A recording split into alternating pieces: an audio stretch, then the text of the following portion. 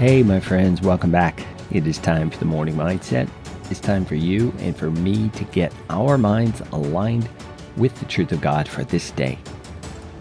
I am so thankful that you are listening today, whatever part of the world you are in. Each week I take a look at the map to see what countries people have been listening in, and I'm so encouraged when I see the places all around the globe that people are joining us to learn God's Word and to get their minds aligned with the truth of God's Word.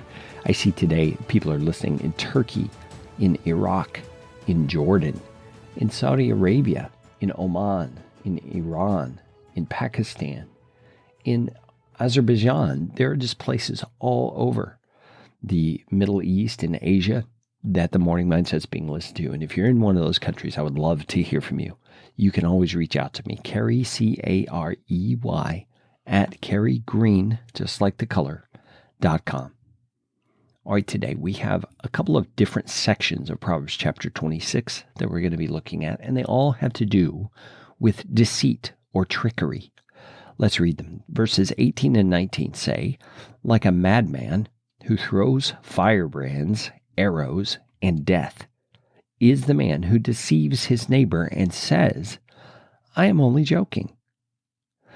Verses 24 through 28 say, whoever hates disguises himself with his lips and harbors deceit in his heart. When he speaks graciously, believe him not, for there are 7 abominations in his heart, though his hatred is covered with deception. His wickedness will be exposed in the assembly. Whoever digs a pit will fall into it, and a stone will come back on him who starts it rolling. A lying tongue hates its victims, and a flattering mouth works ruin.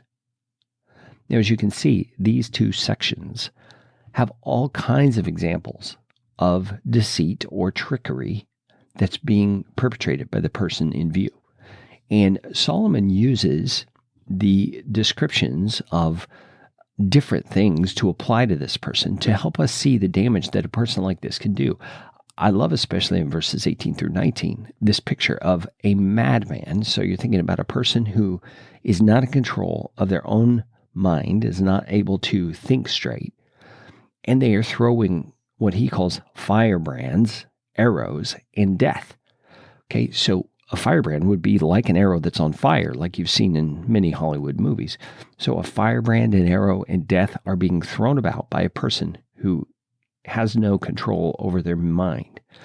You see, that's a very dangerous situation. You have no way to predict what's going to happen. You have no way to know how things are going to turn out. And it says a situation like that is like a person who deceives his neighbor and yet says, I'm only joking.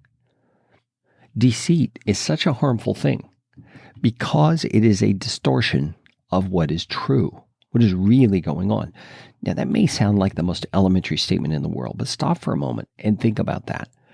We interact with each other all the time with assumptions that what we're seeing is what we're getting, that what we're hearing is the truth, that what's being exchanged between the two of us is, in fact, what is really happening. But when deceit enters the picture, when a disguise or disguised trickery, as my title today says, comes into the situation, we find ourselves in all sorts of confusion, not knowing how to handle the situation or the circumstance, not knowing if what we're hearing really is true. And such difficulty is added to a relationship when this is the case. Friends, do you see that as God's people, we are not to be deceitful people. We're not to be tricking others, manipulating others, using things to deceive for our own advantage. Friends, we can be ones who bring healing in this world by speaking truth. In fact, that's who we are to be as followers of Jesus Christ. He said of himself, he is the way, the truth, and the life. So you might say, in one sense, we are most like him when we are engaged in telling the truth. Oh, Jesus, help us. I know things like deceit, things like disguised trickery, as I've called it today, can so easily slip into the way we interact with people because we're so self-interested. We're so self-protective, and we're trying to get things to work out for the way that would be good for us. So Lord, please humble us. Make us focused on others in love and in compassion. Show us how to live in ways that bring you great glory and bring you honor. Lord Jesus, keep us far away from deceit and trickery. Keep us far away from the trap that it is for us and for others. Show us how to reflect you in every way that is good. We ask it in your name, Jesus.